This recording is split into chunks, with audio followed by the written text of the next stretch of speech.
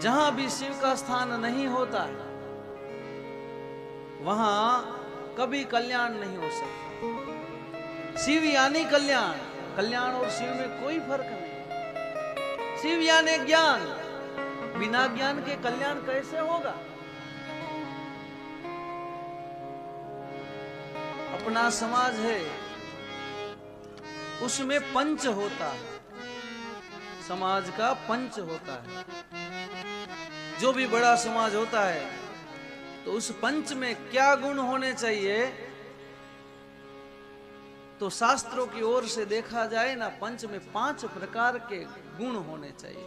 चाहे पंच किसी समाज का हो, किसी परिवार का हो, गांव का हो, कोई भी जगह का हो। धर्म ये कहता है कि पंच में जो 5 लोग होते हैं उसमें 5 प्रकार के देवों के गुण होने चाहिए।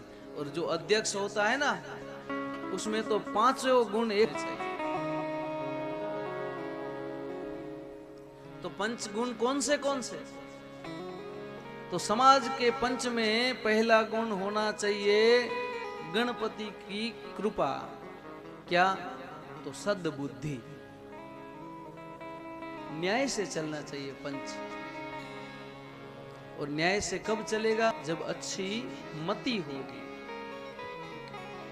गणपति की 2 पत्नियां हैं, सब जानते हैं। नाम किसको पता है? आपको पता है क्या है? रिद्धि सिद्धि। पुरुषों में किसी को पता है? अब तो मैं बोल गया, पता चल गया होगा रिद्धि और सिद्धि, पर रिद्धि सिद्धि नहीं है। नाम है सिद्धि और बुद्धि। सिद्धि बुद्धिपति रूढ़ा गणपति। बुद्धि यानी विचार शक्ति। अगर विचार शक्ति श्रेष्ठ रहेगी तो गणपति महाराज वो कार्य शक्ति है। तो अच्छी मति होगी तो अच्छा कार्य करने की सूझेगी। बिना मति के कैसे करोगे? तो पंच में पहले क्या होना चाहिए? अच्छी मति। दूसरा गुण है कार्य शक्ति। और तीसरा गणपति का गुण है सफलता। जो भी कार्य सोच के मेहनत के साथ में किया जाए उसमें सफलता मिलती है। बिना सोचे कुछ भी कर लो, सफलता नहीं मिलती। दूसरा गुण पंच में होना चाहिए, वो है मां जगदम्बा का। डर के काम करे नहीं चलेगा। पंच को सदंतर किसी का भी दोष हो सामने बोलना पड़ेगा। शक्ति का गुण, उसमें शक्ति होनी चाहिए।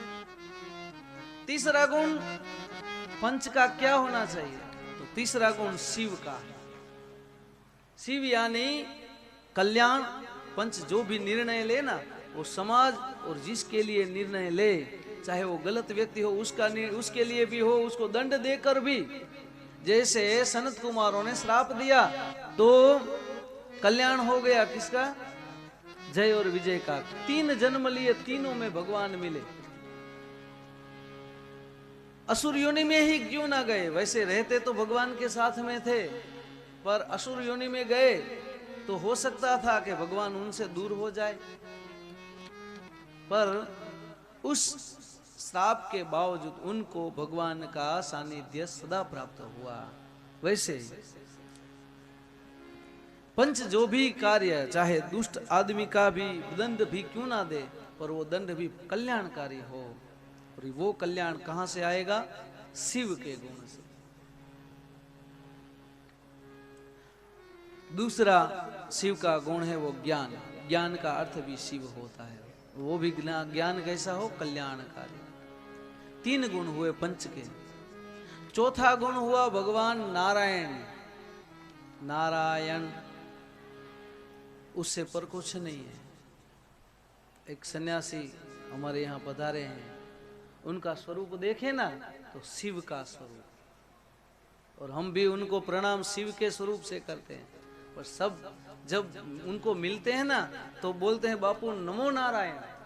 क्यों? तो इसमें शिव और नारायण में कोई भेद नहीं। शिव का स्वरूप है और नारायण का अंश। तो तीसरा गुण शिव का चौथा गुण आया, वो आया नारायण का।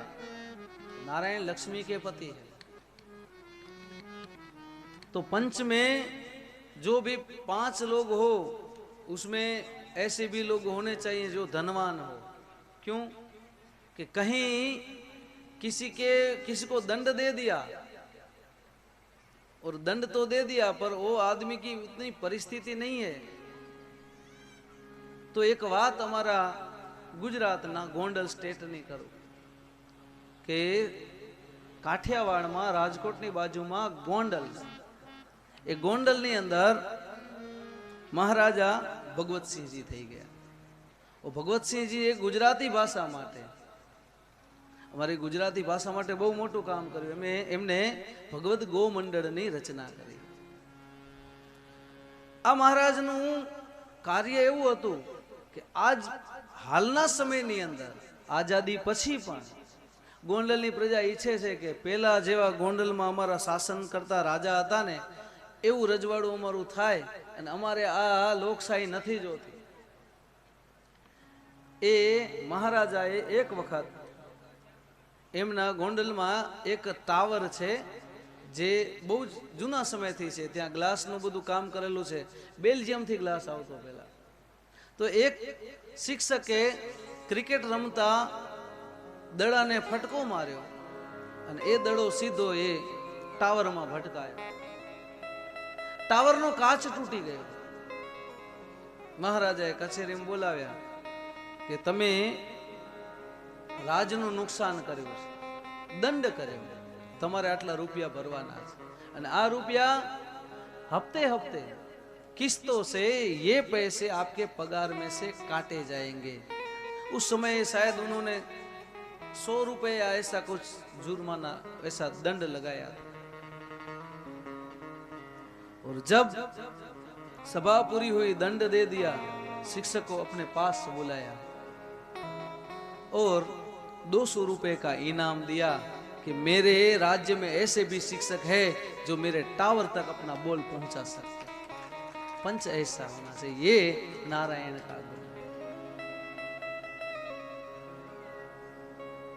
और लास्ट में पंच में एक गुण और होना चाहिए, वो है सूर्य नारायण का। पंच देवों में 5वें स्थान पर सूर्य नारायण। हालांकि सब है तो एक ही। तो सूर्य नारायण का क्या गुण होना चाहिए? तो पंच है, निरोगी अवस्था वाला होना चाहिए। आदमी बुद्धिशाली तो है पर रोगग्रस्त है, उठ के कहीं जा नहीं सकता, तो समाधान कैसे करे?